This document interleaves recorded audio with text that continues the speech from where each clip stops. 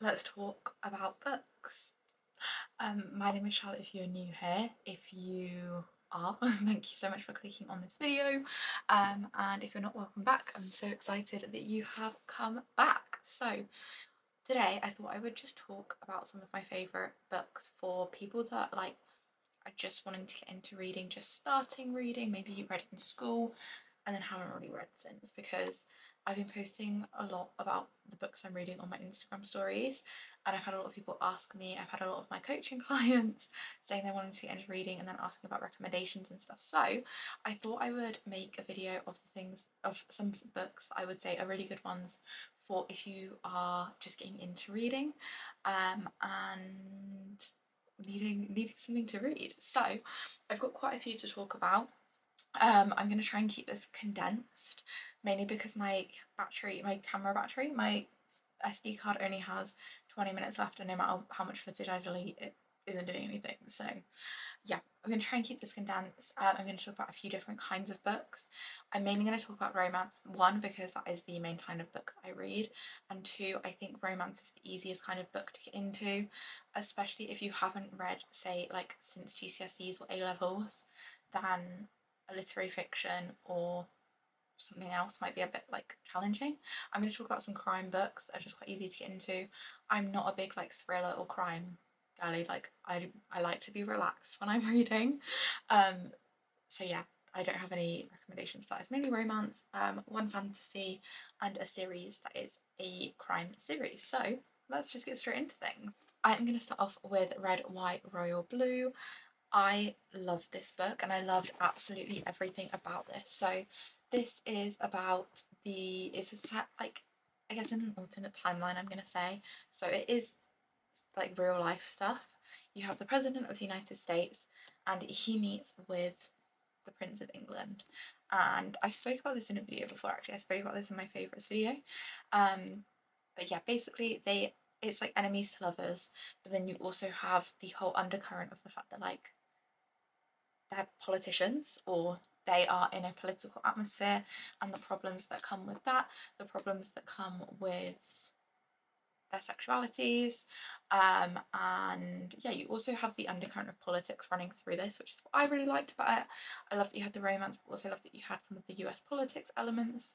I would really recommend this if you like things like House of Cards and those kind of TV programs, but also like romance, because yeah, it is really good. It is a little bit on the spicier side, so yeah, just a spice warning. But yeah, I really like this book and it's a really easy read. I read it really quickly, and yeah, it's a nice world to kind of escape to without feeling like you're escaping too much. And then another book that I spoke about in that favourites video, and this is a series, it is the Magnolia Park series. These are the only two books from the series I have, as I read the rest on Kindle, but I'm going to buy the original covers because they're so pretty. And if you can read this, it is a quote from Magnolia Parks. It's the "How many loves do you get in a lifetime?" because I'm obsessed. I love it. So the best way to describe, okay, I'm going to talk about Magnolia Parks and Daisy Hay separately because they're a little bit different. So best way to describe Magnolia Parks is Gossip Girl in London. I know a lot of people don't like that review, they don't think it's right. I think it is. I think our main characters, Magnolia and BJ, they're Chuck and Blair. They're literally Chuck and Blair if they lived in London. It very much has that vibe. It is a toxic relationship, but like you're kind of rooting for them, you're rooting against them. Like it was so addictive. Like I just absolutely loved it. It really did just remind me of those series like Gilmore Girls, Pretty Little Liars, like those kind of like teen series, I guess, where like you're so gripped to the characters, you learn so much about them. Yeah, I absolutely love this. Like I love Magnolia Park so much. It's a 4-part series, and basically book 1 and book 3 run along the same timeline.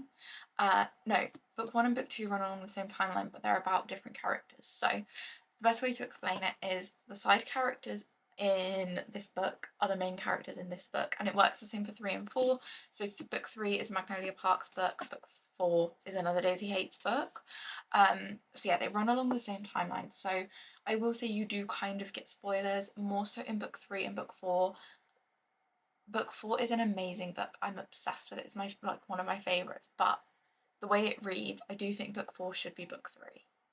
Read it, or if you've read it, please comment down below and let me know if you agree. But yeah, they run along the same timeline, so you're getting different characters' interpretations because the characters that are like the main characters in this book become side characters in this, and vice versa.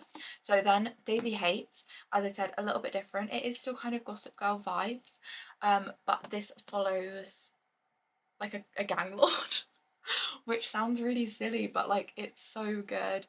Like they're obsessed with art. She's a medicine student, but like her brother's literally the biggest gang lord ever. Like they're really good, and I found it really gripping in a different way to Magnolia Parks.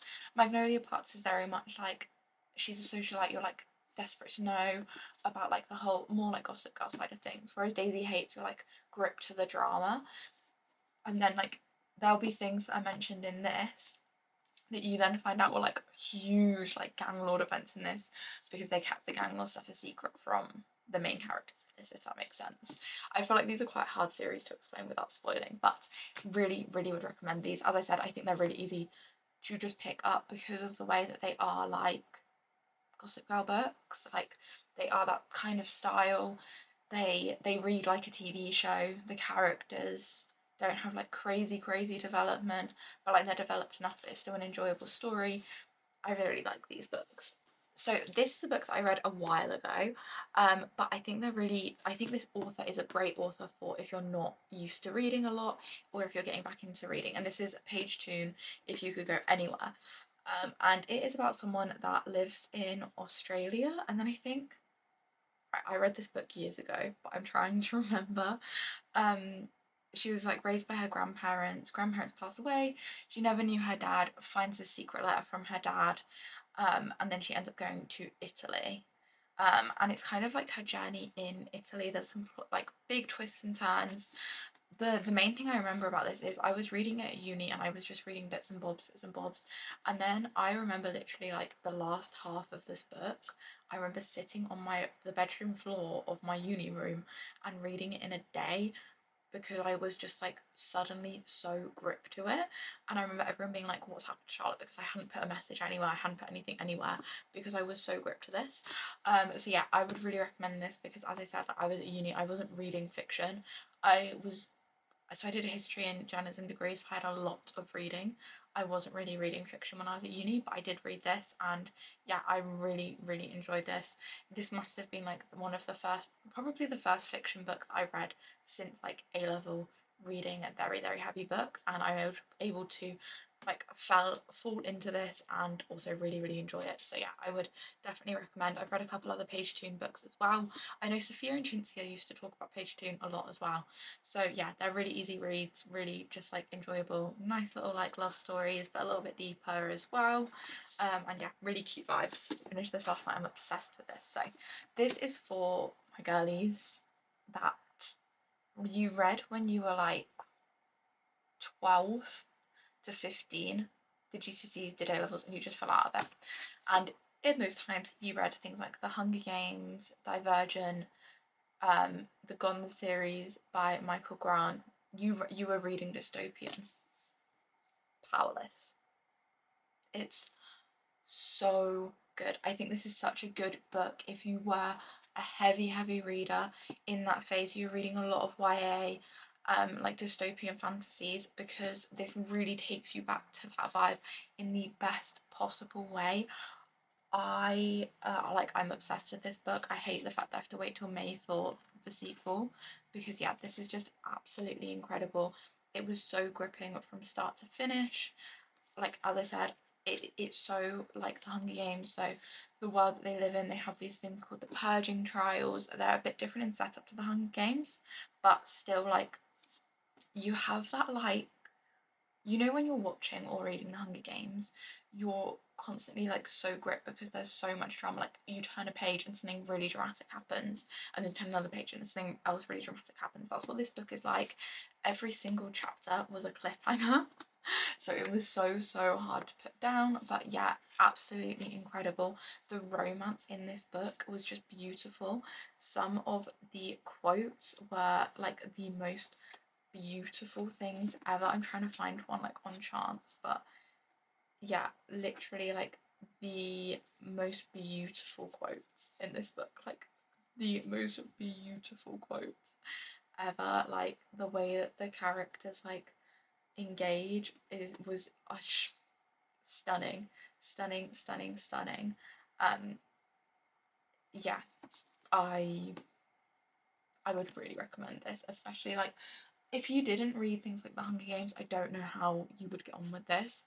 I read a lot of dystopian fantasy when I was like pre-teen, which is what made me, which was when I started reading this, I was like, oh, I remember that phase and I remember why I loved it so much. So yeah, I would definitely give this a go. Going back to more of our traditional romances, I have, so as you can see nicely, I have all of the Taylor Jenkins Reid books, and I would honestly recommend reading all of them at different points, but the main ones I would recommend as your kind of first reads are Carrie Soto is Back. So this follows a tennis player, and this is so gripping because you are going through the tennis matches with her, which makes it so exciting. Like it's just so gripping. Like there's other plot lines to it, but like the way that it builds up, the way it talks about like you get like the pages where it's literally like Australian Open, like you get like the big tennis tournaments and the way they write about them, the way they write about the games. It is literally like you're reading a real like a tennis game. Like it has that same like because you're rooting for her so much. It's really good. And then something else I really like about this author and some of her books, so there's 4 books: Carrie Soto's Back, Daisy Jones and the Six, Malibu Rising, and then The Seven Husbands of Evelyn Hugo, and they all exist in the same like universe. So all of the characters are like interlinking. There'll be mentions of all of the characters in different books. This one has the least mentioning of a lot of the other characters. But it's really cool how like everything's so intertwining, but there's not an order that you need to read them in. You can read them in any order, but like it's really fun. Like it's just fun. Like you really feel like you're in the universe because it's mentioning people that you've heard about before. But yeah, I really enjoyed this book. And then another Taylor Jenkins Reid book that I would recommend is The Seven Other Husbands of Evelyn Hugo. This one is super hyped up, and it is written as a memoir. So Evelyn Hugo has a journalist come and speak to her because she wants her memoir written up. It's given as like an interview.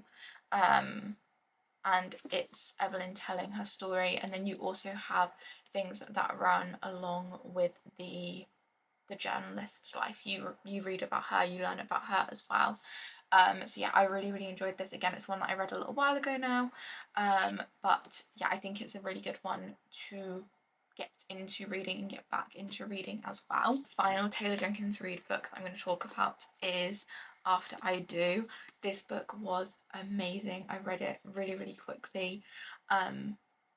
It's just the way it like is written. It's such a good exploration of what like love means, what it is, what these characters are like. I don't know how to explain it, but like all of these Taylor Jenkins Reid books that look like this, they all kind of like pick a topic and like a narrative like exploration of it, but like through romance and things. I don't know if that's a good way of explaining it, but basically they decide to have a year off from each other, and you go through that year with them. And yeah, it's heartbreaking, but like it's a beautiful book. I love this book so much. As I said, I think it's so good. It's yeah. It says like she confronts her own ideas about monogamy and marriage, and that's kind of how the book goes along. And yeah, honestly, like I still think about these characters most days. This book is my Roman Empire. That's the way I'm going to talk about this. It's my Roman Empire. I think about these characters daily. In my head, all of the other books like that are part of this, they're not. It's not a series, but like I group them together because they all look the same and they have like the same atmosphere. They're all about the same people because I'm just obsessed. Like I love them so much. I read this book. Okay, so coming into our last books. Excuse me. Coming into our last books, I'm going to talk about the Thursday Murder Club series by Richard Osman. These are so much fun. If you are more into like thriller, murdery, crime vibes, then I think you will really like these. So Thursday Murder Club is the first book.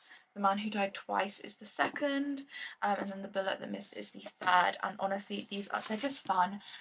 They are about a group of old people that live at an old people's home, and every Thursday they meet up and try to solve an unresolved murder, and then a murder ends up happening, it says, on their very doorstep. And they end up finding themselves like they get really involved in it. They're trying to figure out like who did it. It isn't so much of like a whodunit kind of crime book. It's not like an Agatha Christie or anything if you've read those. It is more of like a, I don't know, it reminds me of like a BBC kind of crime thriller where you're not necessarily, you're obviously guessing who did it, but it doesn't have the whole like who done it atmosphere to it. Yeah, it's really fun. The way it's written is you have like a third person narrator that's going between all of the different characters, but then you also get the main character's Joyce. You get her diary entries as well, which is really fun because sometimes like you get like the narrator telling the story, and then you'll get Joyce's interpretation of what just happened, and you'll see it's just fun because she is an old lady. She says things about what happened that maybe only an old lady would say. Like, it's just really fun. I actually haven't finished the third book, and there is a fourth one. They are really fun, but I did start to find that the writing style got really repetitive. But I still think that they would be a really fun way of getting into reading, and I do think I will end up finishing the third one, and I probably will get the fourth one just because I want to now. And I'm pretty far through this. Like, I don't know if I'll start again or not. Like, I'm on 271 and it's got, how many pages has it got? And it's got like 400 pages, so like I really don't have that much left, so I might just have to finish that one afternoon. But yeah, they are all of the books that I would recommend if you are wanting to get into reading. I would love if you guys could leave your other books, like your own book recommendations, down below, so we can all talk about our books, what we're thinking about, like what books we love. But yeah, thank you so much for watching. I know this is a little bit different to the normal content that I put on my channel. So yeah, hopefully you guys enjoyed, but I just like talking about things that I love. So yeah, I just wanted to chat away. But yeah, thank you so much for watching, and I will catch you soon.